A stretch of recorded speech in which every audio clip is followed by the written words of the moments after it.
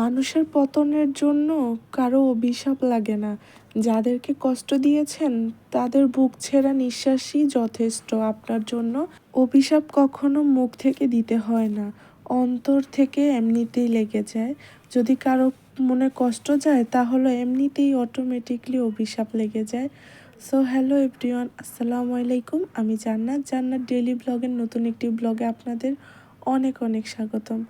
সকালবেলা ছাদে উঠলাম, বাসা নাস্তা টাস্তা সব কিছু খেয়ে একদম এখন হাতে একটু সময় আছে, তাই ভাবলাম একটু ছাদে আসি। মুরগিগুলোকে বের করে দিলাম খাওয়ার জন্য। যারা আমার ভিডিও প্রতিদিন দেখো তারা তো জানোই। তো এই যে আজকে সকালবেলা ছাদে উঠে দেখি একটা ড্রাগন গাছের ছোট্ট একটা আবার নতুন ডাল বের হয়েছে আর কি। এই ড্রাগন গাছের গোড়াতে অনেক সুন্দর একটা এই যে ধনিয়া পাতার গাছ আছে আর কি, বিলাতি ধনিয়া পাতা। তো এই ধনিয়া পাতাগুলো ভর্তা খেতে খুব ভালো লাগে। একদিন উঠিয়ে নিয়ে এখান থেকে ভর্তা করে খাবো। আর এই যে সব গাছগুলো তো পানি দেওয়া হয় নাই আর কি, সব শুকায় আছে। এখন সকালবেলা সবগুলোতে আবার পানিও দিতে হবে। টমেটো আলহামদুলিল্লাহ এবছর অনেক ভালো ধরছে। এতদিনে সবার টমেটো খাওয়া শেষ আর আমার গাছে মাত্র টমেটো হচ্ছে।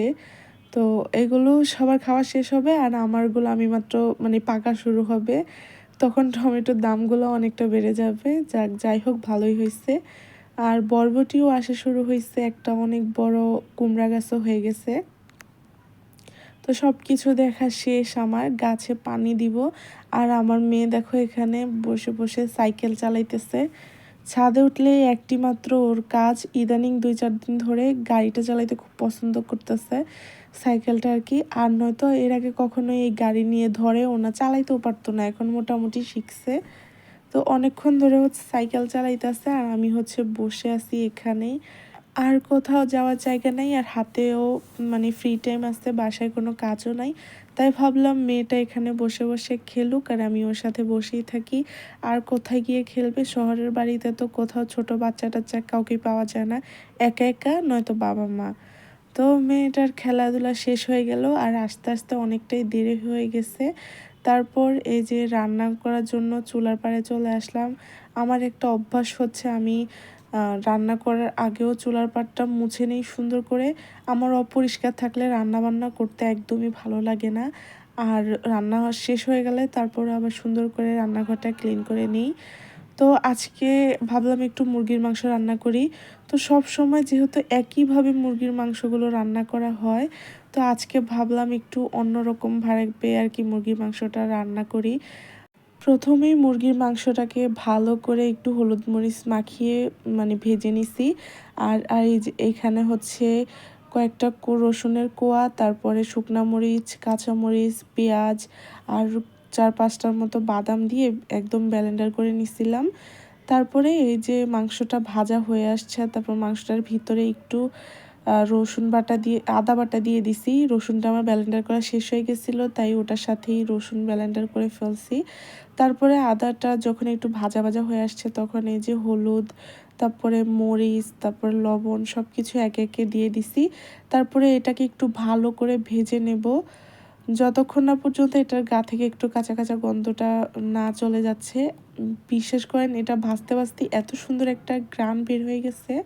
তো এই পর্যায়ে আমি হচ্ছে যে পেস্টটা বানাই রাখছিলাম সব কিছু ব্লেন্ডার করে, ওইটা দিয়ে দিছি। এবার ওইটা দিয়ে ভালো করে আবারও ভেজে নেব, কষাই নেব, যতক্ষণ না পর্যন্ত এটার গা থেকে ওই কাঁচা কাঁচা গন্ধটা না চলে যায়। তো আমার এমন সময় রান্না করতে আসছি, একদম সূর্যের আলোটা বরাবর আমার চুলার উপরে পড়তেছে। তো এটাতে পানি দিয়ে দিয়ে ভালো করে কষাই নিছি। আমার দাদু নানু সবাই বলতো রান্না যত ভালো কষানো হয় তত নাকি টেস্ট ভালো আসে। তো এই পর্যায়ে দিয়ে দিলাম হচ্ছে গোলমরিচ। এবার গোলমরিচ আর হচ্ছে গরম মশলার গুঁড়া দুইটা দিয়ে ভালো করে আবার নেড়ে নেড়ে কষায় নেব।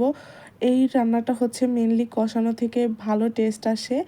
তো এই রান্নাটা আমি আমার আত্মীয় স্বজন বলেন সবার কারো কাছ থেকে আমি এটা খাই নাই আর কি।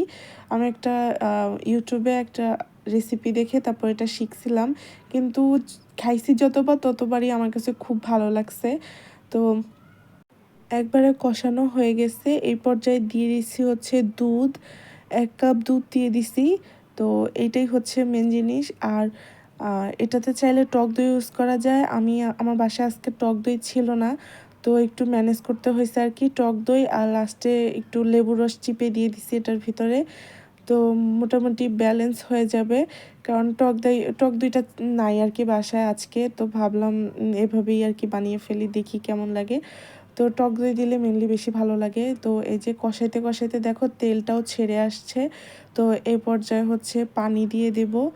এবার মাংসটা অলরেডি সিদ্ধ হয়ে গেছে, চাইলে এভাবে রুটির সাথেও খাওয়া যাবে, কিন্তু আজকে যেহেতু ভাতের সাথে খাবো, তো এটাতে পানি দিয়ে দিলাম, পরিমাণ মতো পানি দিয়ে আবার এটাকে ভালো করে ফুটাই নেব।